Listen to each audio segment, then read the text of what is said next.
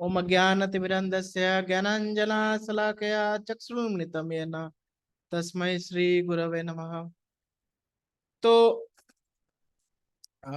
जो 10वां अध्याय है उसमें भगवान शुरुआत कैसे करते हैं। भगवान बोलते हैं कि अर्जुन, मैंने जो तुमको पहले बताया है उसको और अभी विस्तार से आपको बताना चाहता हूं मैं। तो अर्जुन ने 9वें अध्याय के एंड में कुछ क्वेश्चन नहीं पूछा। भगवान बताए कि मनवाना भव मद भक्तो मध्याजी माम नमस्कुरु, ये श्लोक बताने के बाद भगवान तुरंत 10वां अध्याय जो है उसके श्लोक बोलना चालू करते हैं। तो ये क्या है कि भगवान आउट ऑफ एक्साइटमेंट, भगवान जो है चाहते हैं कि मेरा भक्त जो है जल्दी से जल्दी जो है मेरे शरण में आ जाए और ये जो भौतिक जगत है इससे छुटकारा पा जाए। तो इसलिए भगवान जो है इस अपने बारे में जब बता रहे हैं तो और विस्तार से यह 10वें अध्याय में वो चर्चा करने वाले हैं। स्पेशली अपने विभूतियों का चर्चा करने वाले हैं। भगवान की जो विभूति यानी ऐश्वर्य है उसका और विस्तार से भगवान चर्चा करने वाले हैं। तो क्यों ऐसा चर्चा करने वाले हैं भगवान?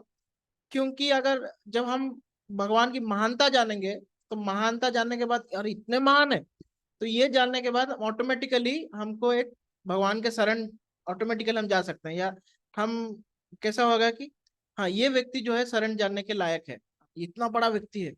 तो उस तरह से और भगवान जो है वो क्या है, वो सुप्रीम पर्सनैलिटी ऑफ, प्रभुपाद बोलते हैं supreme personality of God head, पूर्ण पुरुषोत्तम भगवान पुरुषोत्तम है ये। तो कैसे भगवान पुरुषोत्तम है? तो भगवान अपने अपने शब्दों से बता रहे हैं भगवान यहाँ पे। तो तीसरा जो श्लोक था इस पिछले सॉरी इस अध्याय का 10वें अध्याय का, तो यम यो माम अजन्म अनादि च वेत्ति लोकम महेश्वरम असमूढ़ समृत्येषु सर्व पाप ही प्रमुच्यते। तो जो मुझे अजन्मा अनादि और समस्त लोकों के स्वामी के रूप में जानता है, मनुष्य में केवल वही मोह रहित और समस्त पापों से मुक्त हो सकता है। तो भगवान अपना 3 गुणों का वहां पे वर्णन कर रहे हैं। क्या है? मैं अजन्मा हूँ, मेरा जो जन्म है वो दिव्य है। भगवान तो आप बोलेंगे प्रभु जी भगवान अजन्मा है तो फिर हम तो अभी कुछ ही दिन बाद जन्माष्टमी मनाने वाले हैं, भगवान तो जन्म ले रहे हैं। लेकिन भगवान का जन्म जो है वो दिव्य है, हमारी तरह जन्म नहीं लेते। कर्म के बंधन से ग्रस्त होकर भगवान जो है जन्म नहीं लेते। और अनादि, भगवान का कोई आदि नहीं है। भगवान सबके आदि है। भगवान से सब सृष्टि हुआ है। भगवान के परे है या उनके समान कोई नहीं है। असम ऊर्ध्व भी भगवान को बोला जाता है। असम मतलब कोई समान नहीं है और ऊर्ध्व मतलब उनसे परे कोई नहीं है। और समस्त लोकों के स्वामी है भगवान। तो ये जो समस्त लोकों के स्वामी है यानी कि लोक महेश्वरम, ये कैसे भगवान है? तो भगवान अभी अपने कुछ विभूतियों का वर्णन करने वाले हैं चौथा नंबर श्लोक में, जो आज हम चर्चा करें। चौथा और पांचवा जो है उसमें भगवान अपने 20 भाव रूप के विभूतियों का वर्णन करें। भाव रूप में 20 भावों को कैसे भगवान से प्रकट हो रहे हैं, 20 प्रकार के भाव, तो उसका वर्णन भगवान कर रहे हैं। तो हम अभी चौथा नंबर श्लोक पढ़ेंगे। तो यहाँ पे क्या लिखा गया है? बुद्धिर्ज्ञानम समोह क्षमा सत्यम दमा समः सुखम दुखम भवो भावो भयम च अभयम च अहिंसा समता तुष्टिस्तपो दानम यशो यशः भवन्ति भावा भूतानां मत्त एव पृथक द्विधा। तो इसका जो है श्लोकार्थ कोई पढ़िए, कोई इसका श्लोकार्थ पढ़िए। हरे कृष्णा, दंडवत प्रणाम प्रभु जी। बुद्धि, ज्ञान, संशय तथा मोह से मुक्ति, क्षमा भाव, सत्यता, इंद्रिय निग्रह, मन निग्रह, सुख तथा दुख, जन्म मृत्यु भय अभय, अहिंसा समता, तुष्टि तप दान यश तथा अपेक्ष, जीवों के ये विविध गुण मेरे ही द्वारा उत्पन्न होते हैं। ओके, तो यहाँ पे भगवान जो है ये कितने गुणों का वर्णन किए हैं? तो 20 गुणों का वर्णन किए हैं। तो प्रभुपाद जी जो है ये बहुत सुंदर तात्पर्य देते हैं, यहाँ पे पूरा भक्तिमय तात्पर्य देते हैं। मतलब आप इस तात्पर्य को पढ़ेंगे तो आप एक्साइट हो जाएंगे। प्रभुपाद का जो मूड है उसमें समझ में आता है। प्रभुपाद किसी भी चीज को भक्तिमय बना सकते हैं। तो हम प्रभुपाद जी का तात्पर्य देखेंगे और साथ ही हम इसमें श्रीधर स्वामी का तात्पर्य देखेंगे। श्रीधर स्वामी का तात्पर्य तो इसमें नहीं लिखा है, हम प्रभुपाद का तात्पर्य जब बोलेंगे उसके साथ साथ श्रीधर स्वामी का तात्पर्य बोलेंगे।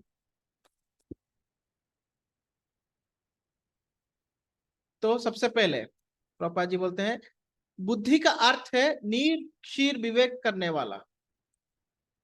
जो बुद्धि क्या है? जो नीर और क्षीर, नीर नीर मतलब क्या है?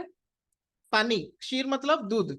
तो जो दूध और पानी में विवेक कर सके, मतलब कि इसको श्रीधर स्वामी बहुत सुंदर तरीके से बोलते हैं कि जो सार और असार का विवेक कर सकता है, सार और असार को बीच में जो भेद है जो उसको समझ सकता है, वास्तव में वो बुद्धिमान है। क्लियर हो गया ये? फिर ज्ञान। तो ज्ञान का प्रभुपाद जी क्या बोल रहे हैं? आत्मा तथा पदार्थ को जानने वाला। तो श्रीधर स्वामी भी बोलते हैं आत्म विषयम, आत्म विषय मतलब आत्मा का ज्ञान रखना। हाँ, तो प्रभुपाद जी इसको और विस्तार करते हुए क्या बोल रहे हैं? विश्वविद्यालय की शिक्षा से प्राप्त सामान्य ज्ञान मात्र पदार्थ से संबंधित होता है। यहाँ इसे ज्ञान नहीं स्वीकार किया गया है। जब जी हो। हरे कृष्णा। जो भी अनम्यूट मत कीजिए खुद को, जब मैं बोलूंगा तब अनम्यूट कीजिए, या फिर जब ऐड होते हैं तो म्यूट होके ऐड होइए।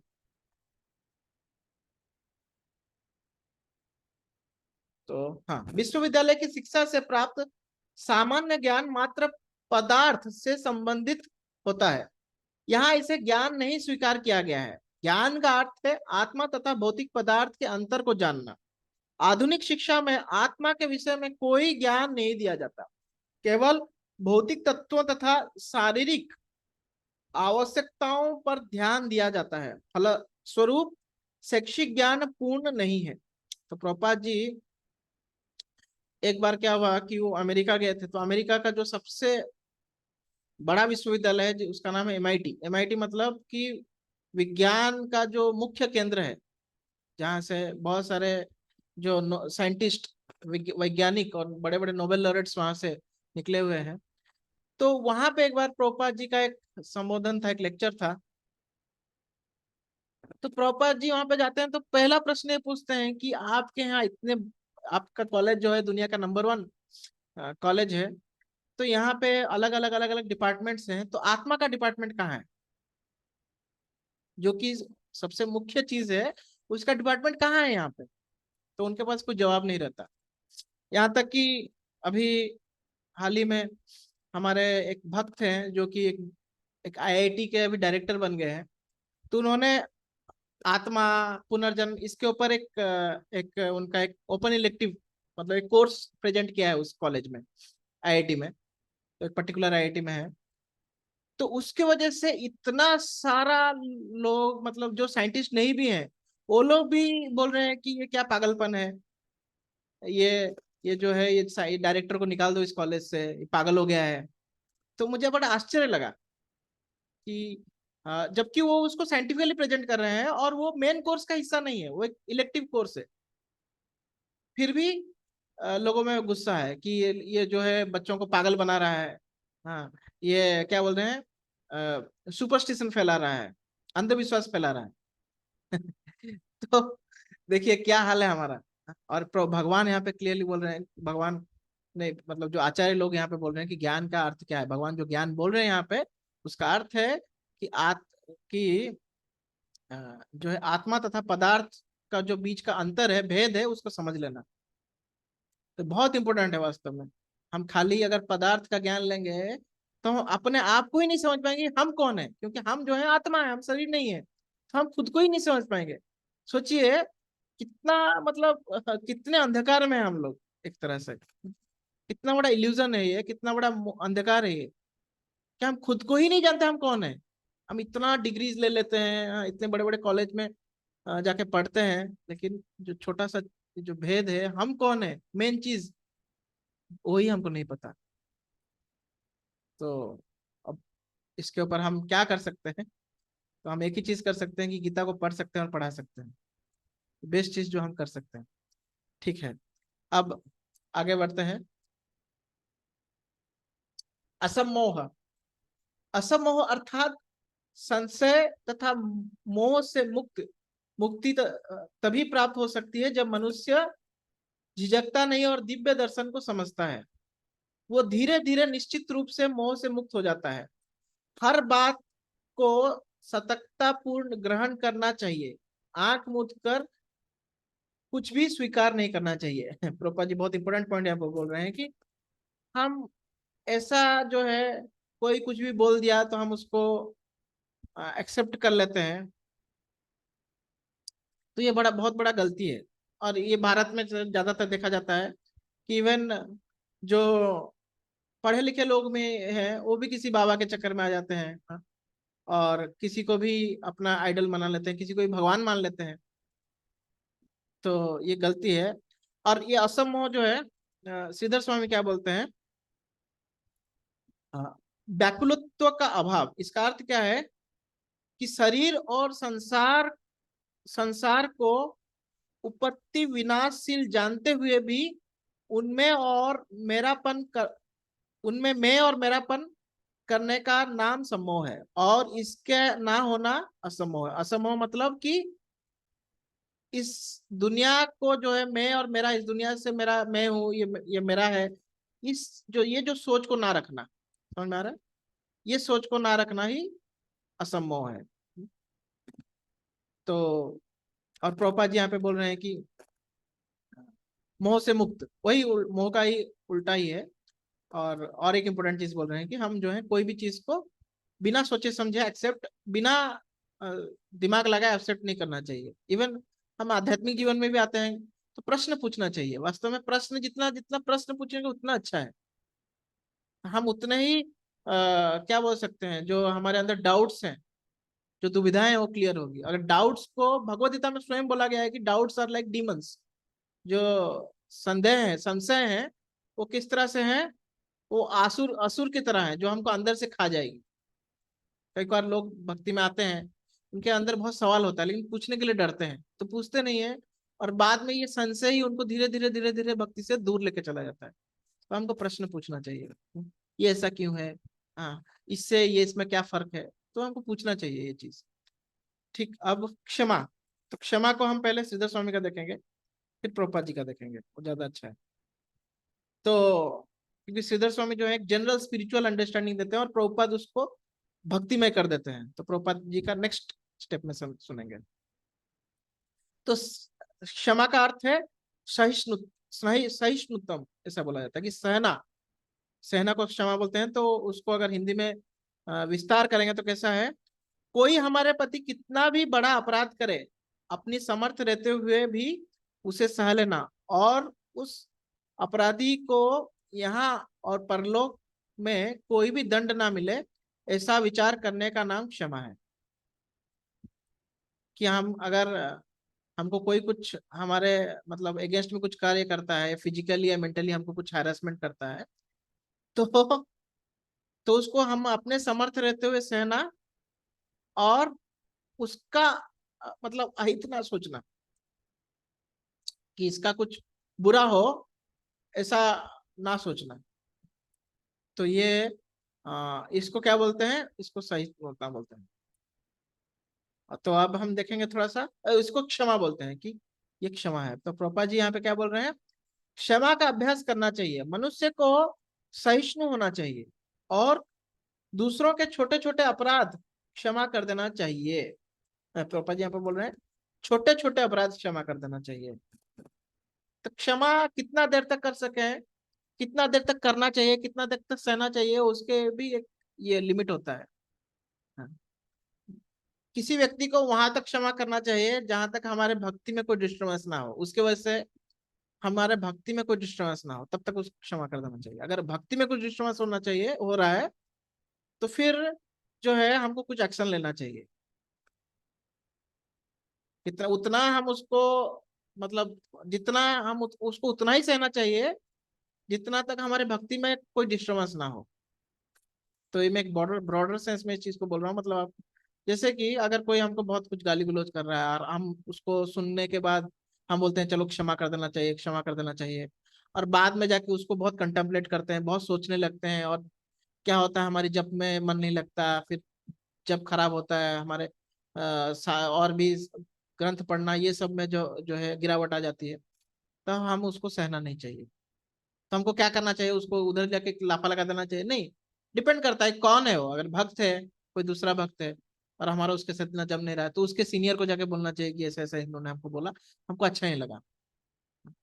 या फिर उनसे क्लैरिफाई करना चाहिए, क्या उस समय नहीं लेकिन किसी बात के किसी समय में जाके क्लैरिफाई करना चाहिए कि आपने ऐसा ऐसा मुझे बोला लेकिन मुझे ये पसंद नहीं आया, हो सकता है हमारे बीच में कुछ मिसअंडरस्टैंडिंग हुआ हो, तो मिसअंडरस्टैंडिंग को क्लियर करना चाहिए। और कोई बाहर वाला है तो हम उसके साथ कुछ उस तरह से डील कर सकते हैं, या फिर या तो उससे थोड़ा दूर रहें, तो इस तरह से। तो क्षमा में सबसे बड़ा एग्जाम्पल जो हमारे शास्त्रों में आता है तो परीक्षित महाराज का आता है। परीक्षित महाराज को जब समीक ऋषि के जो बेटा था, जब वो श्राप दे देता है, तो परीक्षित महाराज, अभी वो राजा थे, वो उस लड़के को कुछ भी कर सकते थे उसके साथ, लेकिन उन्होंने उसको कुछ नहीं किया। वो क्या बोले कि मेरा कर्म है तो उसका फल मुझे मिल रहा है, और श्राप क्या दिया था कि 7 दिन के अंदर तुम्हारी मृत्यु हो जाएगी। इतना बड़ा श्राप भी देने के बावजूद भी परीक्षित महाराज ने उसके अगेंस्ट में कुछ एक्शन नहीं लिया, उन्होंने उनको माफ कर दिया। और दूसरा एग्जाम्पल हम देखते हैं कि हरिदास ठाकुर का। हरिदास ठाकुर 22 बाजार में उनको पीटा जाता है, लेकिन वो हमेशा जो है भगवान को प्रार्थना कर रहे होते हैं। जब वो पीट रहे होते हैं, दो जो जो काजी के भेजे हुए लोग उनको पीट रहे होते हैं, तो वो प्रार्थना कर रहे होते हैं कि इनको माफ कर दीजिए, भगवान को प्रार्थना करते हैं कि इनको माफ कर दीजिए, इनको छोड़ दीजिए, इनकी गलती नहीं है, ये तो अपने मालिक का बात को बस मान के अपना जॉब कर रहे हैं, अपना जो भी ये कर रहे हैं। तो इस तरह से, तो ये तो बहुत उच्च कोटि के भक्त हैं, हम उस लेवल के नहीं है। हमको अगर कोई पीट दिया, कुछ कर दिया और हमने कुछ एक्शन नहीं लिया, तो हमारा मन एकदम विचलित हो जाएगा। हम उस समय में जो है सोच समझ के कार्य करना चाहिए, या फिर हमें सीनियर को पूछना चाहिए कि ऐसा ऐसा हो गया, क्या करना है। तो क्षमा जो है बस मतलब बहुत नैरो लाइन है, कब क्षमा करना चाहिए कब नहीं करना चाहिए, जो है हमको पता होना चाहिए। तो मेरा जो अंडरस्टैंडिंग है यही है कि जब तक हमारे भक्ति में कोई बाधा नहीं आ रहा है, तब तक उसको छोड़ दो। और जब अगर भक्ति में बाधा आ रहा है, तो फिर कुछ एक्शंस लो, कुछ स्टेप्स लो।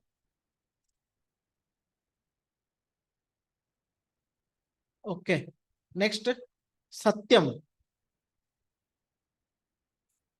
सत्यम, सत्यम का अर्थ क्या है? यथार्थ भाषणम, श्रीधर स्वामी बोलते हैं कि जैसा हमने सुना है, जैसा देखा है, जैसा समझा है, उसको उसी प्रकार से हमको प्रेजेंट करना है, जिससे कि दूसरे का कल्याण हो। अपना हित ना सोच के दूसरे के कल्याण हो, ऐसा सोच के उसको एज इट इज प्रेजेंट करना है। कई बार हम सुनते कुछ हैं, देखते कुछ है, समझते कुछ है, और बोलते कुछ और है। क्यों ऐसा वो बोलते हैं? कि ताकि हमारा फायदा हो जाए, दूसरे का नुकसान हो जाए। लेकिन एक्चुअल मतलब सत्यम का क्या मीनिंग है? कि जो हमने सुना है, जो देखा है, जो समझा है, उसको दूसरे का कल्याण हो वही सोच के आज इट इज प्रेजेंट किया करना है। अब प्रभुपाद जी क्या बोलते हैं? सत्यम का अर्थ है कि तथ्यों को सही रूप में अन्यों का लाभ के लिए प्रस्तुत किया जाए। तथ्यों को तोड़ना मरोड़ना नहीं चाहिए। सामाजिक प्रथा के अनुसार कहा जाता है कि वही सत्य बोलना चाहिए जो अन्य को प्रिय लगे, किंतु यह सत्य नहीं है। कभी कभार क्या हम किसी ज्योतिष के पास जाते हैं, तो अगर हमारे भाग्य में कुछ खराब भी लिखा है ना, बोलते हैं नहीं नहीं ये बढ़िया है, बस अब ये अंगूठी पहन लीजिए, आपका सब बढ़िया है। तो ऐसा नहीं करना चाहिए, उसको एज इट इज प्रस्तुत हमको करना चाहिए। तो यही है, सत्य को सही सही से रूप में बोलना चाहिए, जिससे दूसरे लोग समझ सकें कि सच्चाई क्या है। यदि कोई मनुष्य चोर है और यदि लोगों को सावधान कर दिया जाए कि अमुक व्यक्ति चोर है, तो यह सत्य है। यद्यपि सत्य कभी कभी अप्रिय होता है, किंतु सत्य कहने में संकोच नहीं करना चाहिए। सत्य की मांग है कि तथ्यों को यथारूप में लोक हित के लिए प्रस्तुत किया जाए, यही सत्य की परिभाषा है। तो प्रभुपाद जी का जो तात्पर्य है, वो बलदेव विद्याभूषण के तात्पर्य लगभग लगभग प्रभुपाद जी वही तात्पर्य को लेते हैं। तो इसलिए जो है मतलब, और प्रभुपाद जी उसको और भक्तिफाई कर देते हैं उस तात्पर्य को।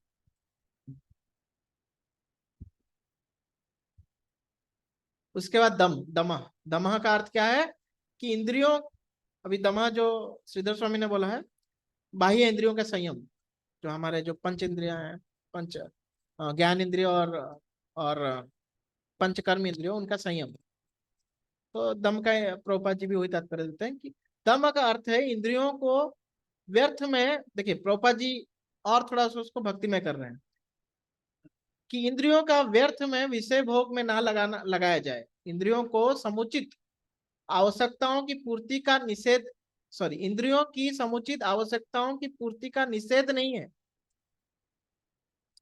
किंतु अनावश्यक इंद्रिय भोग आध्यात्मिक उन्नति में बाधक है।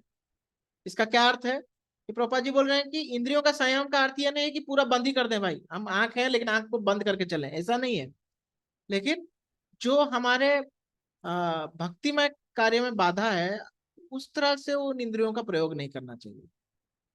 हमारे जो स्पेशली 5 ज्ञान इंद्रिय हैं उनको ऐसा, मतलब उनको भोग करने का प्रयास नहीं करना चाहिए, लेकिन जितना जरूरत है उतना तो करना ही पड़ेगा। तो इस प्रकार से अनावश्यक उपयोग को नियंत्रण करना चाहिए, अनावश्यक उपयोग। फिर सम, सम का अर्थ क्या है, मन पर भी अनावश्यक विचारों के विरुद्ध संयम रखना चाहिए। तो सम, दमा मतलब जो हमारे बाह्य इंद्रियों का संयम करना, और सम का मतलब जो हमारे मन का संयम, मन का संयम करना। तो प्रोपा जी इसको और विस्तार कर रहे हैं। मनुष्य को चाहिए कि धन अर्जन के चिंतन में ही सारा समय ना गंवाए। यह चिंतन शक्ति का दुरुपयोग है। मन का उपयोग मनुष्य की मूल आवश्यकताओं को समझने के लिए किया जाना चाहिए और उसे ही प्रमाण पूर्वक प्रस्तुत करना चाहिए।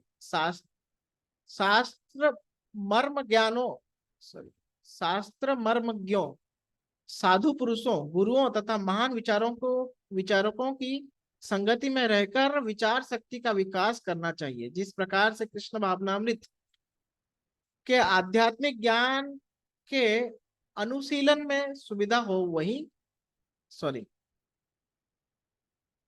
अरे ये पूरा मिला दिया है अच्छा, शास्त्र शास्त्र मर्मज्ञों, साधु पुरुषों, गुरुओं तथा महान विचारकों की संगति में रहकर विचार शक्ति का विकास करना चाहिए। ये एक पार्ट हो गया। तो यहाँ पे एक्चुअली अगर मन को हम ज्यादा, अगर कैसे मैं धन उपार्जन करूं और कैसे अपने इंद्रियों को भोग करने में लगाऊं, अगर हमेशा हम उसका चिंतन करेंगे ना, हम आध्यात्मिक जीवन में जो है आ नहीं पाएंगे। लोग इसीलिए समय होने के बावजूद भी, क्योंकि उनका मन जो है ये पूरा भौतिक जीवन का विस्तार करने में लगा हुआ है, तो लोग ये गीता क्लास और ये सब में आना आ ही नहीं पाते। हाँ, प्रभु जी समय नहीं है। क्यों समय नहीं है? क्योंकि उनका मन जो है दूसरे चीज में एंगेज्ड है। देखिए, तो इसलिए इसलिए प्रभुपाद जी यहाँ पे बोल रहे हैं कि उस चीज में ना लगा के उल्टा, कि जो स्पेशली जो साधु पुरुष हैं, गुरु हैं, उनके वाणी को, उनका संग करके उनसे सुनना चाहिए। तो इससे क्या हो जाएगा कि मन जो है भौतिक विषाक्तियों आसक्तियों से थोड़ा सा हटके क्या हो जाएगा, आध्यात्मिकता की ओर आगे बढ़ेगा। इसको क्या बोलते हैं? समय बोलते हैं। उसके बाद क्या है? सुखम। तो सुखम का सिद्धर स्वामी क्या डेफिनेशन देते हैं? अनुकूल संवेदनीयम। इसका क्या अर्थ है? शरीर मन इंद्रियों के अनुकूल परिस्थितियों के प्राप्त होने पर हृदय में जो प्रसन्नता होती है उसका नाम सुख है। जो हमारे शरीर, हमारे मन और हमारी इंद्रियों को अ, अनुकूल परिस्थिति, हाँ, इंद्रियों के लिए जो अनुकूल परिस्थिति है, वो अगर प्राप्त हो जाए तो हम उसको सुख बोलते हैं। शरीर को कुछ अनुकूल है, उस वो हमको प्राप्त हो रहा है। जैसे कि हम, अगर गर्मी जब जो है चरम पे रहती है और गर्मी जब चली जाती है, उसके बाद जब वर्षा आती है तो ठंडा हो जाता है माहौल, तो हमको अच्छा लगता है। क्यों? क्योंकि शरीर को उसमें आराम मिलता है। वैसे ही मन और इंद्रियों को, जिस किसी चीज में जो हमारे मन और इंद्रियों के लिए अनुकूल लगे, तो उसको जब वो प्राप्त होता है तो हमें हृदय में प्रसन्नता होती है और उसको ही सुख कहते हैं। ये श्रीधर स्वामी एक जनरल डेफिनेशन दे रहे हैं, लेकिन देखिए प्रभुपाद जी क्या बोलते हैं। प्रभुपाद जी देखिए उसको कृष्ण भावनामृत बना रहे हैं अभी। जिस प्रकार में कृष्ण भावनामृत के आध्यात्मिक ज्ञान की अनुशीलन में सुविधा हो वही सुख है। तो प्रभुपाद जी बोल रहे हैं कि जिस जिस से हमारा जो कृष्ण भक्ति, ये जो हम ये कृष्ण भक्ति जो ये ज्ञान है, आध्यात्मिक ज्ञान है, जिससे हमारा कृष्ण भक्ति में वृद्धि हो, हाँ, उस ज्ञान का जो प्रोसेस है उसमें जब सुविधा होगा ना, उसको सुख कहा जाएगा। प्रभुपाद जी का जो एकदम मतलब अद्भुत डेफिनेशन है ये।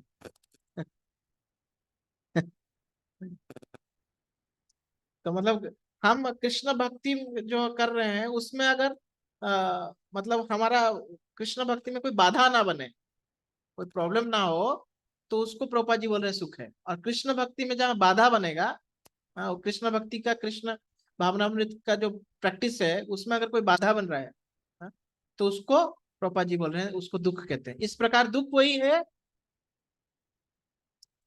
जिससे कृष्ण भावनामृत के अनुशीलन में असुविधा हो। जो कुछ कृष्ण भावनामृत विकास के अनुकूल हो उसे स्वीकार करो, और जो प्रतिकूल हो उसे परित्याग करो।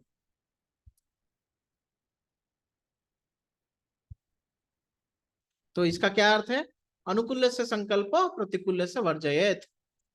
जो भक्ति के लिए अनुकूल है उसको तुरंत एक्सेप्ट कर लेना चाहिए, और जो प्रतिकूल है उसको तुरंत रिजेक्ट कर देना चाहिए। नेक्स्ट, भव। भव का अर्थ है जन्म। तो ये इधर भी श्रीधर स्वामी भी वही चीज बोल रहे हैं, और अभाव का अर्थ है प्रभुपाद जी भी वही चीज बोल रहे हैं। भव अर्थात जन्म का संबंध शरीर से है। जहां तक आत्मा का प्रश्न है, वो ना तो उत्पन्न होता है ना तो मरता है। प्रभुपाद जी हर चीज को जो है भक्ति से जोड़ कर देख रहे हैं, तो इसमें भी प्रभुपाद जी ने एक एडिशन किया है। आप लोगों को मेरा आवाज क्लियर है ना? जी प्रभु जी। हाँ ओके, क्योंकि मैं ये तात्पर्य इसलिए पढ़ रहा हूँ क्योंकि ये बहुत लंबा है और मुझे इसमें हर समय में कुछ बोलना है, इसलिए मैं इसको खुद पढ़ रहा हूँ। अगले तात्पर्य से आप लोगों को पढ़ना है। हाँ जी प्रभु जी, ओके। ठीक है, जहां तक हाँ ठीक है, इसकी व्याख्या में हम भगवद्गीता के प्रारंभ में ही कर चुके हैं। जन्म तथा मृत्यु का संबंध यह भौतिक जगत में शरीर धारण करने से है। भय तो भविष्य, हाँ अब आ गया भव और अभाव। ये तो हो गया, अभाव मतलब उल्टा, भव मतलब जन्म, अभाव मतलब प्रलय मृत्यु, और अभी भय। तो भय का श्रीधर स्वामी का डेफिनेशन देखेंगे, फिर प्रभुपाद जी का देखेंगे। तो श्रीधर स्वामी क्या बोल रहे हैं? भय का अर्थ क्या है? अंतःकरणों में अपना अनिष्ट होने की जो एक आशंका होती है उसे भय कहते हैं। मतलब कि हमारे हृदय में अरे कुछ गलत हो सकता है, ये सोच, मतलब कि फ्यूचर में कुछ गड़बड़ होने वाला है, ये आशंका जो है हमारे अंदर भय प्रकट करती है। कि और कितना फ्यूचर, वो अभी फ्यूचर जो है 5 मिनट का फ्यूचर हो सकता है कि 10 सेकंड का फ्यूचर हो, और हो सकता है कि वो 10 दिन का फ्यूचर हो या 10 साल का फ्यूचर, जो भी है फ्यूचर में कोई भी मतलब भविष्य में कुछ अनिष्ट होने का आशंका अगर हो, तो हमें जो जो क्या बोल सकते हैं, जो भावना प्रकट होता है वो भावना को भय बोला जाता है। ये क्लियर है? और प्रभुपाद जी क्या बोलते हैं देखिए, भय को भविष्य की चिंता से उद्भूत है। भय तो भविष्य की चिंता से उद्भूत है। ये भी जो श्रीधर स्वामी ने बोला था एग्जैक्टली प्रभुपाद जी उसी चीज को ही बोल रहे हैं। कृष्ण भावनामृत में रहने वाला व्यक्ति कभी भयभीत नहीं होता, क्योंकि वो अपने कर्मों द्वारा भगवत धाम को वापस जाने के प्रति आश्वस्त रहता है। फलस्वरूप उसका भविष्य उज्जवल होता है। किंतु अन्य लोग अपने भविष्य के विषय में कुछ नहीं जानते। उन्हें इसका कोई ज्ञान नहीं होता कि अगले जीवन में क्या होगा। फलस्वरूप वे निरंतर चिंताग्रस्त रहते हैं। यही यदि हम चिंता मुक्त होना चाहते हैं, तो सर्वोत्तम उपाय यह है कि हम कृष्ण को जाने तथा कृष्ण भावनामृत में निरंतर स्थित रहें। इस प्रकार हम समस्त भय से मुक्त रहेंगे। श्रीमद् भागवतम में कहा गया है कि भयम द्वितीय विनिवेशतः स्यात्। भय तो हमारे माया पास में फंसे जाने से उत्पन्न होता है, किंतु जो माया के जाल से मुक्त है वो आश्वस्त है कि वो शरीर नहीं अपितु भगवान के आध्यात्मिक अंश है। और जो भगवत भक्ति में लगे हुए हैं उन्हें कोई भय नहीं रहता, उनका भविष्य अत्यंत उज्जवल है। यह भय तो उन व्यक्तियों की अवस्था है जो कृष्ण भावनामृत में नहीं है। अभयम तभी संभव है जब कृष्ण भावनामृत में रहा जाए। तो इसका क्या अर्थ है? तो प्रभुपाद जी बहुत सारे जगहों में लिखते हैं कि भय किस लिए है, तो भय का अर्थ है कृष्ण भावनामृत का अभाव। तो इसका अर्थ है, प्रभुपाद जी एक जगह में क्लियरली लिखते हैं कि अपने आप को शरीर से जोड़े जाने के कारण ही भय उत्पन्न होता है। क्योंकि जब तक हम अपने आप को शरीर समझते रहेंगे तो हमको भय रहेगा कि बाद में क्या हो जाएगा, हमारे शरीर से जुड़े हुए रिश्तेदारों के साथ क्या होगा, या हमारे डायरेक्टली हमारे शरीर में कुछ बीमारी तो नहीं हो गया, तो अगर कुछ बीमारी हो जाएगा तो हमको कौन देखेगा। हाँ, और बुढ़ापे में क्या हो जाएगा, मेरा जॉब चला जाएगा क्या बाद में। तो इस तरह से अलग अलग चीज जो है हमें भय उत्पन्न करती है, और इसका जड़ क्या है? कृष्ण भावनामृत का अभाव। कि जब हम कृष्ण भावनामृत हो जाएंगे तो हम समझ जाएंगे कि हम जो है शरीर नहीं आत्मा है। तो इसलिए देखिए, प्रभुपाद जी को देखिए आप, प्रभुपाद जी कितने अभय थे। 70 साल की उम्र में 40 रुपए लेके कोई अमेरिका जा रहा है, तो ये कितना अभय होगा व्यक्ति, सोचिए। क्या होने वाला है अमेरिका में कोई ठिकाना नहीं है, उनका रहने का कुछ ठिकाना नहीं, कुछ ठिकाना नहीं, और केवल 40 रुपया। हाँ, क्योंकि वो पूर्ण तरह से अपने गुरु और भगवान पे निर्भर थे, इसलिए उनको कोई भय नहीं था। हम लोग में से ऐसा मतलब इस तरह का हमको अगर बोला जाए तो हम कभी कर ही नहीं सकते इस तरह की एक्टिविटी। ठीक है, अब नेक्स्ट क्या है? भय अभय हो गया, अब अहिंसा। थोड़ा फास्ट चलेंगे, नहीं तो हम लोग का मुझे लगता नहीं है 7वें श्लोक तक जा पाएंगे। क्योंकि ये जो चीज है बहुत अच्छा चीज है, तो मैं सोचा कि इसको थोड़ा विस्तार से बोला जाए। क्योंकि ये सब गुण है हमारे अंदर, सारे गुण है ये। कभी हमको अच्छा लगता है, कभी सुख लगता है, कभी दुख आता है, कभी भय होता है, कभी अभय रहता है। तो हाँ, कभी हम इंद्रियों को संयम करने का सोचते हैं, कभी नहीं कर पाते। तो इसको थोड़ा विस्तार से जानेंगे तो अच्छा है। तो अहिंसा, तो अहिंसा श्रीधर स्वामी क्या बोलते हैं? पर पीड़ा निवृत्ति, कि दूसरों को पीड़ा ना देना। तो अपने तन मन और विचार से किसी भी देश काल परिस्थिति आदि में किसी भी प्राणी को किंचित मात्र भी दुख ना देने का नाम है अहिंसा। हमारे तन, हमारे शरीर से या मन से या विचारों से, यहाँ पे मन भी बोल रहे हैं, शरीर से, मन से और विचार से, और किसी भी देश काल परिस्थिति में और किसी भी प्राणी को, किसी को भी जो है किंचित मात्र भी दुख ना देना, ये अहिंसा है। प्रोपा जी क्या बोल रहे हैं? अहिंसा का अर्थ होता है कि अन्यों को कष्ट ना पहुंचाया जाए। जो भौतिक कार्य अनेकानेक राजनीतिज्ञों, सामाजिक समाज शास्त्रियों, परोपकारियों आदि द्वारा किए जाते हैं, उनके परिणाम अच्छे नहीं निकलते। क्योंकि राजनीतिज्ञों तथा परोपकारियों में दिव्य दृष्टि नहीं होती, वे यह नहीं जानते कि वास्तव में मानव समाज के लिए क्या लाभप्रद है। अहिंसा का अर्थ यह है कि मनुष्य को इस प्रकार से प्रशिक्षित किया जाए कि वह मानव देव का पूरा पूरा उपयोग सॉरी किया जाए कि इस मानव देह का पूरा पूरा उपयोग हो सके। मानव देह आत्म साक्षात्कार के हेतु मिली है, अतः ऐसी कोई संस्था या संघ जिससे उद्देश्य की पूर्ति में प्रयोग प्रोत्साहन ना हो, मानव देह के प्रति हिंसा करने वाला है। प्रभुपाद का देखिए तात्पर्य, प्रभुपाद जी बोल रहे हैं अहिंसा मतलब कृष्ण भावनामृत का क्या बोला, पालन करना या दूसरों को पालन करने देना, ये अहिंसा है। हम दूसरों के प्रति अहिंसा कर रहे हैं मतलब क्या है? उनको भक्ति करने के लिए सहायता करना, ये अहिंसा है। और अगर हम किसी को भक्ति करने के लिए बाधा है तो हिंसा है। ऐसा डेफिनेशन आपको कहीं नहीं मिला होगा। अहिंसा मतलब मानव देह को आत्म साक्षात्कार के लिए लगाना, या दूसरों को लगाने देना, यह है अहिंसा।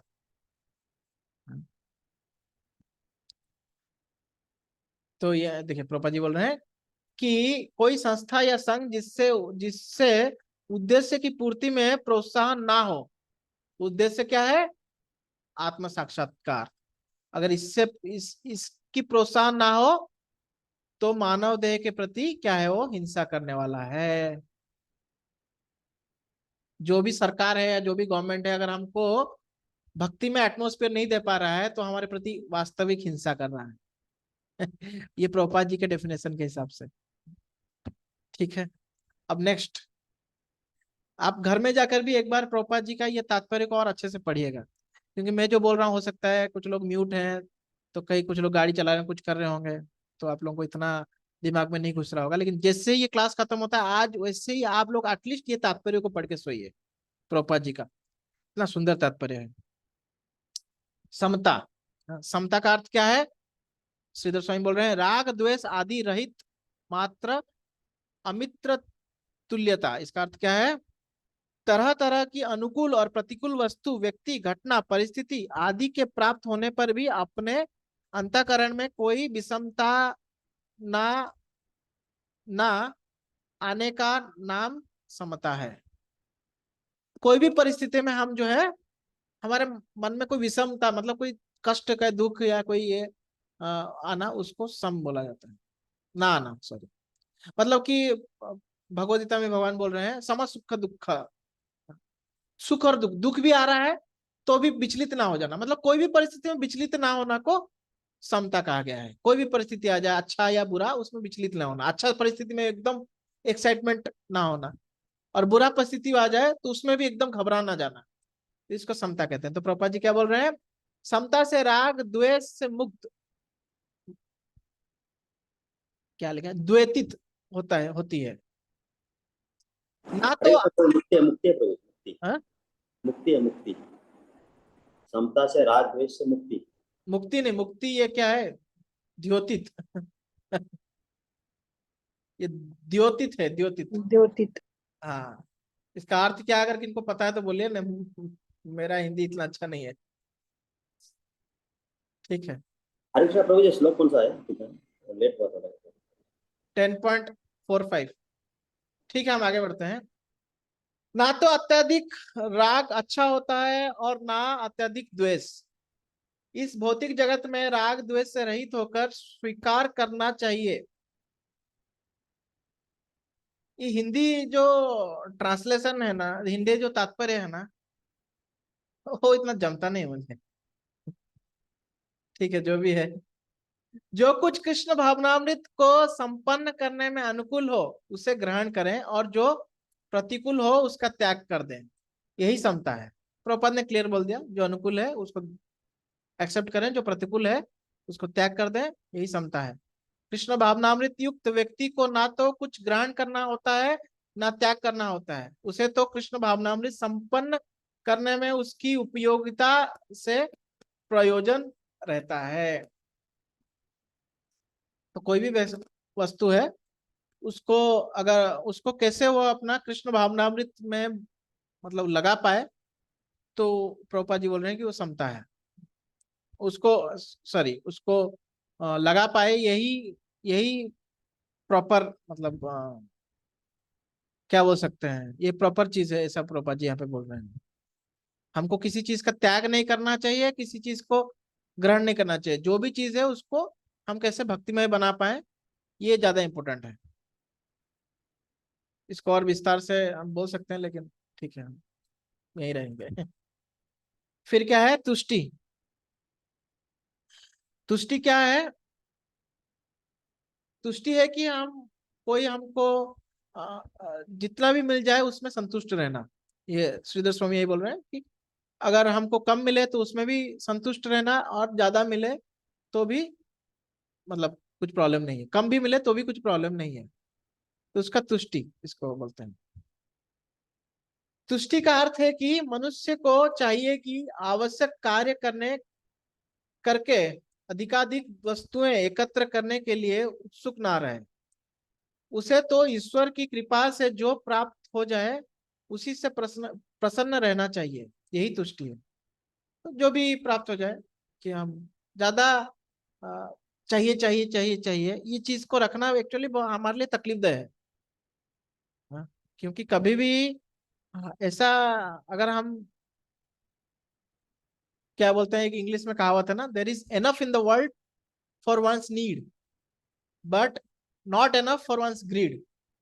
कि जो जरूरत है उतना तो दुनिया में है, लेकिन अगर हमारा कोई लोभ है तो लोभ की पूर्ति करने के लिए दुनिया भी कम पड़ जाएगा, इस प्रकार से।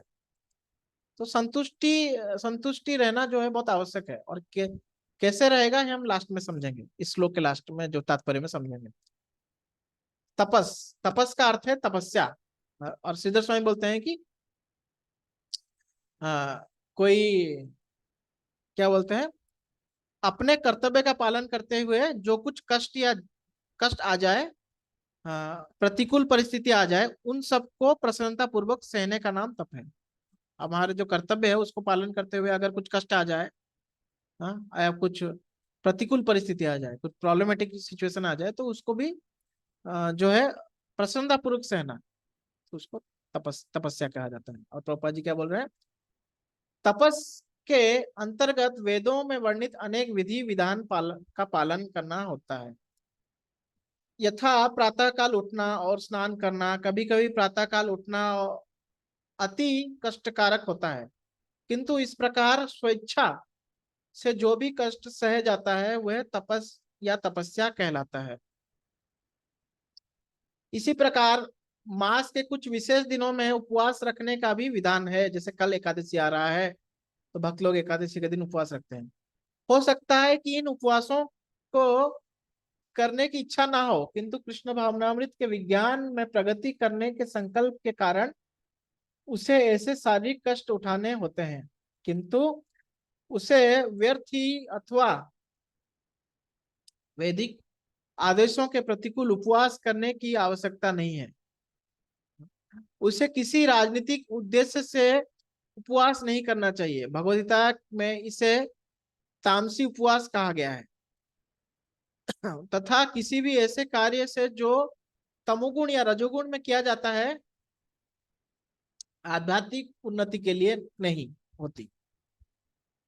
किंतु सत्वगुण में रहकर जो भी कार्य किया जाता है वो समूर्त समुन्नत बनाने वाला है। अतः वैदिक आदेशों के अनुसार किया गया उपवास आध्यात्मिक ज्ञान को समुन्नत बनाता है।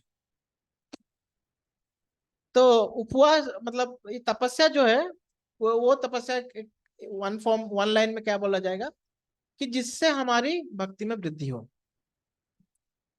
इसे तपस्या, जो भी तपस्या में जो भी कार्य हैं जिससे करने से हमारी, जो भी तपस्या करने से हमारी भक्ति में वृद्धि हो, उसको एक्सेप्ट करना चाहिए। बस ये वन लाइन इसका पॉइंट है। और इसमें हम ज्यादा चर्चा नहीं करेंगे, क्योंकि 17 चैप्टर में आएगा फिर से कि तीनों गुणों में तपस्या, तीनों गुणों में दान, ये सब आएगा। फिर नेक्स्ट है दान।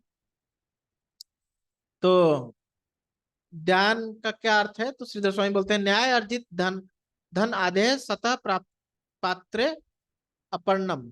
तो जो भी हम लोग न्याय से जो अर्जित हमारा धन है, उसको हम किसी सत्पात्र, मतलब जो जिस जरूरतमंद, सत्पात्र जरूरतमंद भी बोल सकते हैं। सत्पात्र का अर्थ एक्चुअली में है कि जो दान, जिसको दान देना चाहिए। जरूरतमंद तो भी गड़बड़ हो सकता है, जिसको दान सत्पात्र मतलब जिसको दान देना चाहिए। तो किसको दान देना चाहिए, तो वो प्रभुपाद जी तात्पर्य में अपना समझाते हैं। सबको हमको दान नहीं देना चाहिए, सत्पात्र को दान देना चाहिए। कोई भी भीख मांग रहा है उसको नहीं देना चाहिए। कोई, क्योंकि कोई भीख मांग रहा है, उसको आप दे दिए कुछ पैसा, उसको जाके वो बीड़ी फूंक रहा है तो हमको उसका कर्म लगेगा। या फिर वो जाके मटन खा रहा है, दारू पी रहा है, तो उसका कर्म हमको लगेगा। सत्पात्र को दान देना चाहिए, किसी को भी दान नहीं देना चाहिए। हाँ, ये श्रीधर स्वामी बोलते हैं। प्रभुपाद जी क्या बोल रहे हैं, जहां तक दान का संबंध है, मनुष्य को चाहिए कि अपनी आय का 50% किसी शुभ कार्य में लगाए। और ये शुभ कार्य है क्या है, यह है कृष्ण भावनामृत में किया गया कार्य। ऐसा कार्य शुभ ही नहीं अपितु सर्वोत्तम होता है, क्योंकि कृष्ण अच्छे हैं इसीलिए उनका कार्य भी अच्छा है। अतः दान उसे दिया जाए जो कृष्ण भावनामृत में लगे हों। वेदों के अनुसार ब्राह्मण को दान दिया जाना चाहिए। और फिर प्रभुपाद जी यहाँ पे बोल रहे हैं ब्राह्मण है, ब्राह्मण से ये आशा की जाती है कि ब्राह्मण से भी अब क्या आशा करना चाहिए, ब्राह्मण कौन हो सकता है, तो प्रभुपाद जी यहाँ बोल रहे हैं ब्राह्मण से ये आशा की जाती है कि वह सारा जीवन ब्रह्म जिज्ञासा में लगा दें। कोई भी किसी को भी हम ब्राह्मण नहीं बोल सकते। अभी का जो ब्राह्मण का डेफिनेशन है वो गड़बड़ है।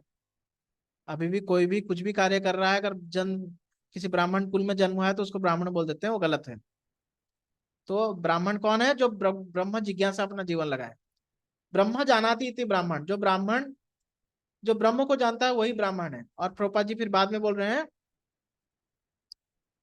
कि कि सन्यासियों को भी दान देना चाहिए। हाँ? सन्यासी द्वार द्वार जाकर भिक्षा मांगते हैं और धर्म का ज्ञान देते हैं, तो इसलिए उनको दान देना चाहिए।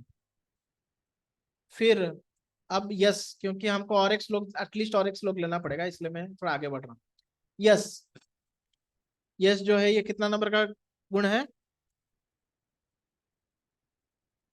तो यस 19 नंबर का गुण है। तो यस के बारे में क्या बोल रहे हैं श्रीधर स्वामी?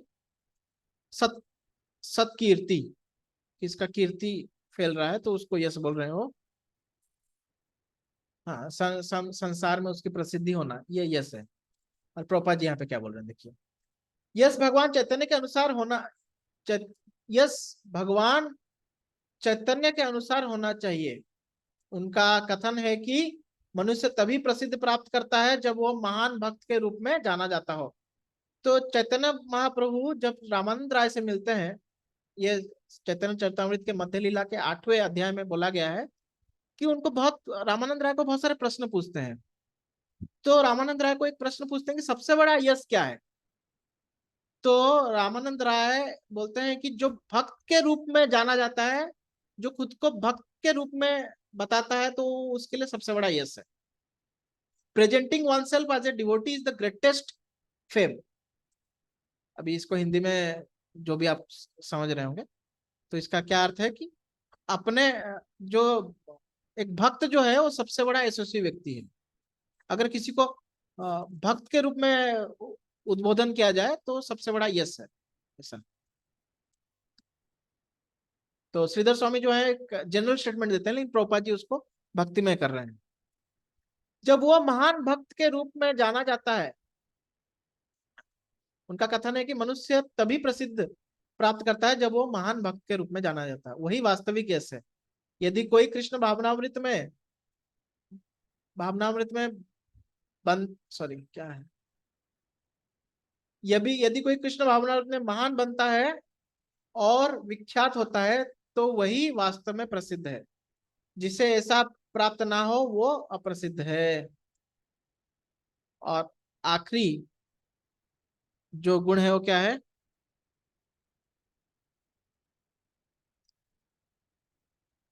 आयस। आयस तो प्रभुपाद जी ने क्लियर कर दिया। और श्रीधर स्वामी क्या बोलते हैं? अपकीर्ति, मतलब कीर्ति का उल्टा, जस्ट मनुष्य के बुरे आचरण, भावों और गुणों के लेकर संसार में जो नाम की निंदा होती है उसको आयस कहते हैं। वहां पे उसका गुण कर्म के वजह से उसकी नाम की वृद्धि हो रही थी, प्रशंसा हो रही थी, यहाँ पे उसकी निंदा हो रही है, तो अपोजिट है। तो ये सारे गुण संसार भर में मानव समाज में तथा देव समाज में प्रकट होता है। अन्य लोकों में भी विभिन्न तरह तरह के मानव है और ये गुण उनमें भी होती है। तो जो व्यक्ति कृष्ण भावनामृत में प्रगति करना चाहता है उसमें कृष्ण ये सारे गुण उत्पन्न कर देते हैं, किंतु मनुष्य को तो इन्हें अपने अंतर अंतर में विकसित करना होता है। जो व्यक्ति भगवान की सेवा में लग जाता है वो भगवान की योजना के अनुसार इन सारे गुणों को विकसित कर लेता है। देखिए, मैं पहले बोला था ना, आप अभी सोच रहे हो कि ये सब गुण आएंगे कैसे? तो आएंगे, ऑटोमेटिकली आएंगे जब हम क्या करेंगे, भगवान की भक्ति में लग जाएंगे। तो इसमें से कुछ गुण जो है खराब गुण है, जैसे कि आयस हो गया, भय हो गया। तो बोलेंगे कि अभी प्रभु जी भक्ति में फिर ये सब गुण कैसे आते हैं, भगवान से ये सब गुण कैसे सृष्टि हो रहे हैं? तो भगवान से सब अच्छे गुण सृष्टि होना चाहिए ना, बुरे गुण कैसे सृष्टि हो रहे हैं? तो इसका हम एक उदाहरण से समझ सकते हैं। जैसे कि अगर कोई व्यक्ति सूर्य की ओर देख रहा होता है, तो जब तक वो सूर्य की ओर देख रहा होता है तो उसको पूरा उजाला दिखता है। लेकिन जब वो सूर्य से विमुख हो जाता है, सूर्य से जस्ट उलट जाता है, तब उसको अपनी परछाई दिखती है। जब तक सूर्य की तरफ देख रहा है तो उसकी परछाई उसके पीछे तरफ रहती है, उसको दिखती नहीं है। लेकिन जब वो सूरज से मुंह मोड़ लेता है तब उसको अपनी परछाई दिखती है। हाँ? तो ऐसे ही जब तक हम कृष्ण भावना में भावित है तब तक हमारे अंदर सब अच्छे गुण आएंगे, और जब हम कृष्ण से उलट जाएंगे, कृष्ण भावनामृत से उलट जाएंगे या ऑपोजिट डायरेक्शन में आ जाएंगे, भक्ति छोड़ देंगे, तब सारे बुरे गुण आएंगे। लेकिन ये जो परछाई है वो भी सूर्य के कारण ही प्रकट हो रहा है। अगर सूर्य ही नहीं रहेगा तो परछाई भी नहीं रहेगा। हाँ? तो इसलिए तो सूर्य यहाँ पे भगवान है, तो भगवान की तरफ जब उन्मुख होते रहेंगे तो सारे अच्छे गुण रहेंगे, भगवान से अपोजिट हो जाएंगे तो सारे बुरे गुण आ जाएंगे। जो भी है ये सारे गुण भगवान से ही प्रकट हो रहा है एक तरह से। तो कुछ भी ऐसा नहीं है जो भगवान से परे है। उन्मुख होंगे तो अच्छे गुण, विमुख होंगे तो बुरे गुण। और हम देख सकते हैं कि आजकल लोग कितना असंतुष्ट है, किसी इसका कारण यही है कि हम भगवान से विमुख हैं। इसलिए हमारे अंदर इतना भय है, इतनी चिंता है, ये सब चीज इसलिए पैदा हो रही है।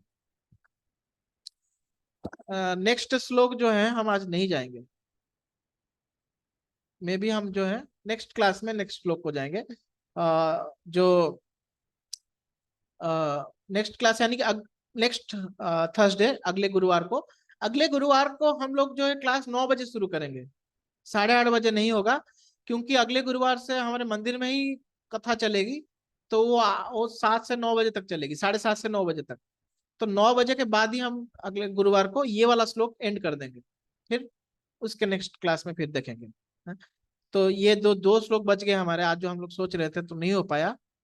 हाँ, तो ये 6 नंबर श्लोक और 7 नंबर श्लोक ये आधा घंटा में आराम से हो जाएगा, इसमें ज्यादा कुछ है नहीं, आधा घंटा में हो जाएगा। तो हम नेक्स्ट थर्सडे को हम लोग इसको एंड करेंगे 9 बजे से 9:30 में।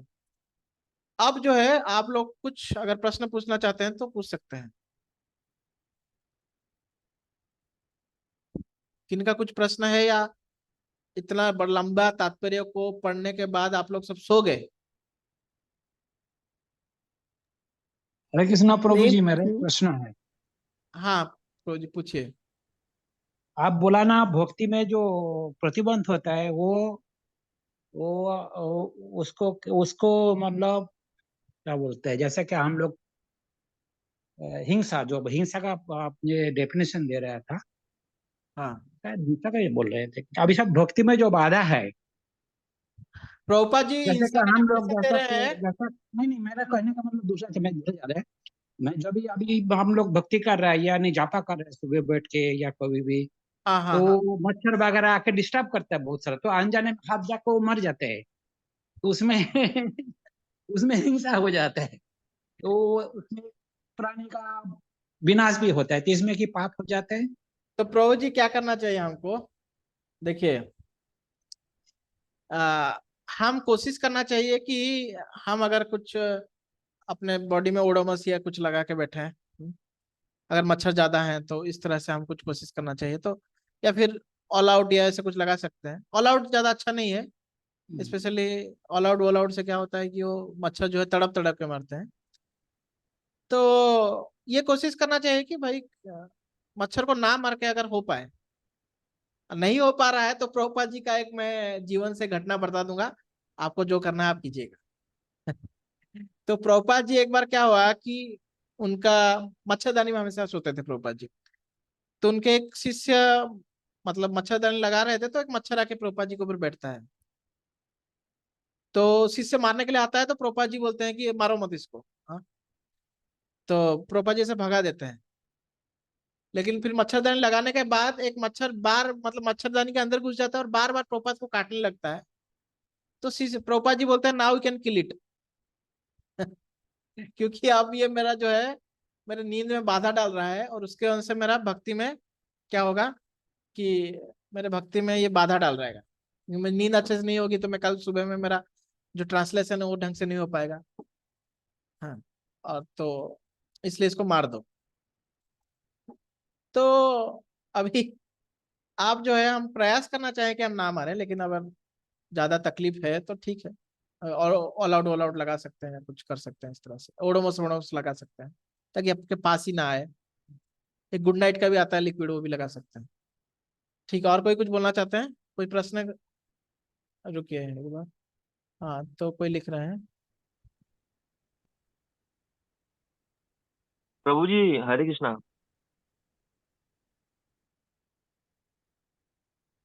हाँ, एक एक माता जी ने एक प्रश्न पूछा है, तो मैं इसको जोर से पढ़ के सुनाता हूँ आप लोगों को। दान अगर उन्हें देना है जो कृष्ण भक्ति में हो, तो वृद्धाश्रम, अनाथ आश्रम या कोई भी एनिमल शेल्टर्स में डोनेशन देना का क्या गलत है? तो देखिए, हम कैसे उनको भी दान दे सकते हैं। कैसे दान देना चाहिए उनको? भक्ति में बना के दान देना चाहिए। अगर कोई अनाथ आश्रम, कोई वृद्धाश्रम है, वृद्धाश्रम में हम जाके थोड़ा कीर्तन कर सकते हैं। हाँ, स्पेशली डिवोटीज जो हैं, कीर्तन कर सकते हैं, और कीर्तन करने के बाद उनको कुछ प्रसाद दे सकते हैं, या कंटिन्यूअसली अगर आपको उनको इतना ही दान देने का इच्छा है तो मॉनिटरी हेल्प ना करके उनको मुफ्त का प्रसाद खिला सकते हैं। उनसे कुछ पैसा मत लीजिए, आप डेली डेली कुछ कुकिंग करके उनको खिलाइए। क्योंकि मॉनिटरी हेल्प दे रहे हैं तो मॉनिटरी हेल्प में भी उनको इस तरह से कुछ कुछ वस्तु दे सकते हैं, लेकिन वो भी दे रहे हैं तो उनको कुछ भक्ति में चीज दे, बता के वो वस्तु को प्रेजेंट कीजिए उनको। अगर कुछ किसी को, कोई वृद्धाश्रम है, उनको कुछ कंबल दे रहे हैं, गर्मी सर्दी में कुछ कंबल का जरूरत पड़ेगा या कुछ है, तो उनको भगवान के बारे में कुछ जाइए, उधर कुछ चर्चा कीजिए, और फिर जाके ये सेवा कीजिए। अनाथ आश्रम में भी वही चीज है। आप उनको कुछ डोनेशन देना चाहते हैं तो उस तरह से डोनेशन दीजिए, पहले उनको भगवान के बारे में बताइए, फिर ऐसा नहीं आंख बंद करके डोनेशन देना जो है वो, तो वो गलत है। वो मतलब गलत इन द सेंस की उसमें आपको कर्म बंधन में आप फंसेंगे। वो सर्वोच्च दान नहीं है, वो सर्वोच्च दान नहीं है। और सेम अनाथ आश्रम के लिए भी है, एनिमल शेल्टर्स में भी आप अगर कुछ देना चाहते हैं तो जो गौशालाएं खोले हैं उनको दीजिए। गौशाला, आजकल बहुत सारे गौशालाओं में कमी हो गई है, पैसे की कमी है, तो गौशाला में दान दीजिए ना। आपको इतना एनिमल प्रेम है तो गौशाला में दान दीजिए। गौ सेवा करना सर्वश्रेष्ठ सेवा है। हम देखिए, हम क्या, कहाँ दान देना चाहिए, कहाँ दान नहीं देना चाहिए, अगर हम डिसाइड करेंगे हर चीज को, तो उसमें प्रॉब्लम क्या है ना, फिर आतंकवादी भी अपने आप को जस्टिफाई करने लगेगा। मैं सही काम कर रहा हूँ, मैं अपने धर्म की रक्षा कर रहा हूँ, जो भी कर रहा हूँ मैं। कोई भी व्यक्ति, कोई चोर भी अपने आप को अपने आप को क्या है, जस्टिफाई करेगा कि मैं चोरी इसलिए कर रहा हूँ कि मेरे परिवार को बचाना है, मेरे पास कमाने का और कोई तरीका नहीं है, तो मैं चोरी कर रहा हूँ इसलिए। तो जस्टिफाई, हम अपने कार्य को शास्त्रों के उन्मुख होकर कार्य करना चाहिए। जो शास्त्रों में लिखा है उसी हिसाब से हमको कार्य करना चाहिए, या फिर आचार्य लोग जो बोल रहे हैं उस हिसाब से कार्य करना चाहिए। आजकल क्या है, हम अपना मन का कार्य करने लगते हैं, उनका मन का कार्य करते हैं, तो क्या हो जाता है कि हम जो है अपना भी बंधन कर देते हैं, दूसरों का भी बंधन कर देते हैं। जैसे कि मैं एक एग्जांपल दे रहा था कि मैंने कुछ साल पहले एक आर्टिकल पढ़ा था जहाँ पे एक इंजीनियर जो है अपना कमाई से कुछ गरीब बच्चों को लेके केएफसी में खिलाता है। तो गरीब बच्चों बेचारे, वो लोग भी कर्म फल में फंस जाते हैं क्योंकि नॉनवेज खा रहे हैं, और ये जो व्यक्ति है ये भी दान के चक्कर में पाप कर बैठता है। तो this is, I don't feel this is correct. I don't feel मतलब ये मतलब एक कॉमन सेंस है। मन से करेंगे तो फंसेंगे। शास्त्रों बोलता है उसके हिसाब से करना चाहिए, क्योंकि ये अपरुष है, इसको भगवान ने शास्त्रों को लिखा है, और भगवान ने उसको प्रेजेंट किया है, और भगवान फिर अलग अलग संप्रदाय के थ्रू हमारे पास लेके आ रहे हैं। तो हम ये ज्ञान को संप्रदाय से देखिए, प्रभुपाद जी जो तात्पर्य लिख रहे हैं उसमें भक्तिमय तात्पर्य है, और जो कुछ कुछ वर्ड्स का जो डेफिनेशन है वो आज इट इज जो है वो अपने पूर्ववर्ती आचार्य बलदेव विद्याभूषण से वो ले रहे हैं। और बाकी जो चीज लिख रहे हैं वो अपना रियलाइजेशन, जो कि उन्होंने गुरु शिष्य परंपरा में इतने साल प्रैक्टिस करने के बाद जो उनको रियलाइजेशन हुआ है उसको प्रेजेंट कर रहे हैं वो प्रभुपाद जी। वो अपने मन से, प्रभुपाद जी बोलते हैं कि हमारा सबसे बड़ा चीज है कि हम अपने मन से कुछ प्रेजेंट नहीं कर रहे हैं, We may be wrong, but whatever we are presenting is absolutely pure. This is the point. और एक माता जी लिख रहे हैं, हमें कैसे मालूम होगा कि किसको दान देना चाहिए और किसको नहीं। ये तो हमें मालूम नहीं होती है कि ये दान देने से वो सही जगह उसे यूज, इसलिए तो मैं बोला कि धन का दान जो है थोड़ा सा हम अवॉइड करें तो अच्छा है। वैसे तो थोड़ा बहुत कहीं कुछ दे दिए तो अलग बात है, लेकिन कोई बड़ी मात्रा में कुछ दान कर रहे हैं तो स्पेशली हम कुछ वस्तु के रूप से उनको दान देना चाहिए। कुछ कपड़े दे दिए, कुछ ये कर दिए तो अच्छा है, तो उसको कोई गलत कार्य में नहीं लगा सकता हो, लेकिन धन के रूप में दान देंगे तो कुछ गलत कार्य में लगा सकता है। ठीक है, तो और एक मैं इंपॉर्टेंट चीज आज बोलना चाहता था, मैं बोल ही नहीं पाया क्योंकि नेक्स्ट श्लोक में आने वाला था तो मैं उसको बोल नहीं पाया, तो मैं उसको अभी थोड़ा सा बोलना चाहता हूँ। आज इंडिपेंडेंस डे है, जैसे आपको पता होगा, हमारे भारत का स्वतंत्रता दिवस। तो उसके लिए मैंने प्रभुपाद जी और उनके गुरु के बीच का जो पहला कन्वर्सेशन था उसको मैं आप लोगों को दिखाना चाहता हूँ, क्योंकि मुझे लगा कि बहुत इंपॉर्टेंट है ये पॉइंट है। तो प्रभुपाद जी, जैसे कि आपको पता है, 1922 में पहली बार अपने गुरु से मिले। तो अभी का माहौल पहले मैं समझा देता हूँ कि अभी का माहौल आप देख सकते हैं कि बहुत सारे जगह में युद्ध हो रहा है। हाँ, रसिया यूक्रेन का युद्ध हो रहा है, यहाँ पे हमारे मिडिल ईस्ट में इजराइल अलग अलग देशों के साथ युद्ध कर रहा है। यहाँ पे बांग्लादेश में प्रॉब्लम आ गया, पाकिस्तान में प्रॉब्लम चल रहा है, चाइना उधर में प्रॉब्लम क्रिएट कर रहा है, हमारे इंडिया में भी इतना अस्त व्यस्त है। तो कभी कभार बहुत मतलब क्या है, मन बहुत विचलित हो जाता है। तो श्रीला भक्ति सिद्धांत सरस्वती ठाकुर को जब पहली बार प्रभुपाद मिले तो भारत जो है 1922 में पराधीन था, अंग्रेजों का शासन था 1922 में। तो जब भक्ति सिद्धांत सरस्वती ठाकुर प्रभुपाद जी को देखते हैं तो बोलते हैं कि आप अंग्रेजी भाषा में पूरा विश्व में कृष्ण भावनामृत का प्रचार करो। तो प्रभुपाद जी जो है वो सुनते हैं, लेकिन उनको बड़ा अजीब लगता है। वो बोलते हैं कि, तो तुरंत वो बोलते हैं भक्ति सिद्धांत सरस्वती ठाकुर को कि भारत अभी पराधीन है, आपके ये कृष्ण भावनामृत को कौन सुनेगा। तो भक्ति सिद्धांत सरस्वती ठाकुर जो है ये लाइंस को बोलते हैं। तो इसको अगर कोई रिपीट कोई पढ़ सकते हैं तो बहुत अच्छा रहेगा। कोई पढ़ना चाहेंगे इनको? इंग्लिश में Hare लिखा है। Krishna Prabhuji, I will read. Yes yes माता जी please. Dandavat Pranam, Pranam to all Vaishnavis. Srila Bhakti Siddhanta replied in a quiet, deep voice that Krishna consciousness didn't have to wait for a change in Indian politics, nor was it dependent on who ruled Krishna consciousness, who ruled. Krishna consciousness was so important, so exclusively important, that it could not wait. yes. तो ये बोला, ये जो point है बहुत important है। Krishna consciousness was so important, so exclusively important that it could not wait. ये जो पॉलिटिकल उथल पुथल है, जो राजनीति में उथल पुथल है, जो दुनिया में उथल पुथल है, ये चलता ही रहेगा। तो हम अगर ये सब ठीक हो जाए, इसके चक्कर में हम सोचते रहेंगे, मन को उसमें नियोजित करेंगे, तो भक्ति बहुत मुश्किल हो जाएगी।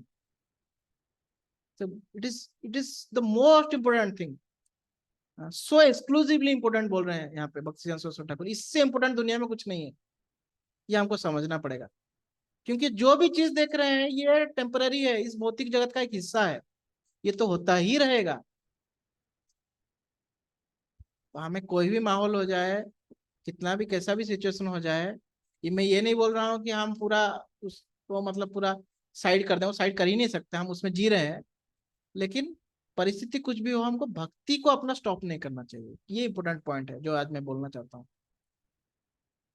तो ये असली स्वतंत्रता, असली इंडिपेंडेंस वही है कि हम जो है भगवान के शरण में रहें और अपने भक्ति को करते रहें। That is the real independence, taking shelter of Lord Krishna. और कुछ पॉइंट्स कोई बोल रहे हैं?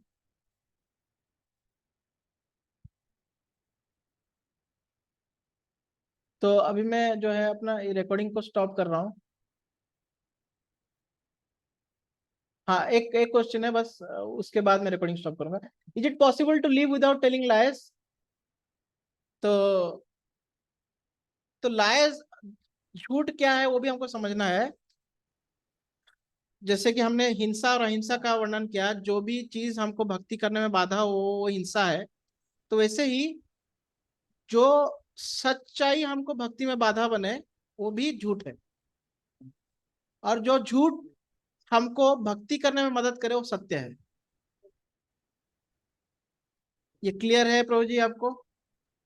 हरे कृष्ण प्रभु जी, इसके साथ ही जस्ट कनेक्टेड एक छोटा सा question I am asking, like with this lies only, जो ट्रूथ किसी को हर्ट करेंगे, that truth is okay to say और नॉट ओके, मतलब आई विल देखिए से माता ट्रूथ जी, हाँ हाँ, हाँ, तो बट वो दैट विल हर्ट। ओके, अगर वो उसको हर्ट कर रहा है लेकिन उसको भक्ति में वृद्धि करने में सहायता कर रहा है, या फिर उसको दुख पहुंचा रहा है लेकिन उसको बुरे आदतों से बचा रहा है, तो हम बोलेंगे। लेकिन वो सच्चाई बोलने से उसको कुछ भी फायदा नहीं हो रहा है, उल्टा उसका भक्ति का नाश हो जा रहा है और उसको बहुत कष्ट पहुंच रहा है, तो उसको सच्चाई का क्या मतलब? तो इसको बोल सकते हैं प्रभुपाद जी, हमारे बहुत सारे भक्त लोग बोलते हैं ऑपरेशन सक्सेसफुल पेशेंट डेड। तो मैंने सच बोला, और सच बोला लेकिन उसका कुछ फायदा ही नहीं हुआ ना। गेटिंग? तो ऐसा है। Thank you Prabhu ji, Hare Krishna. Okay okay, मैं अभी रिकॉर्डिंग स्टॉप कर रहा हूँ।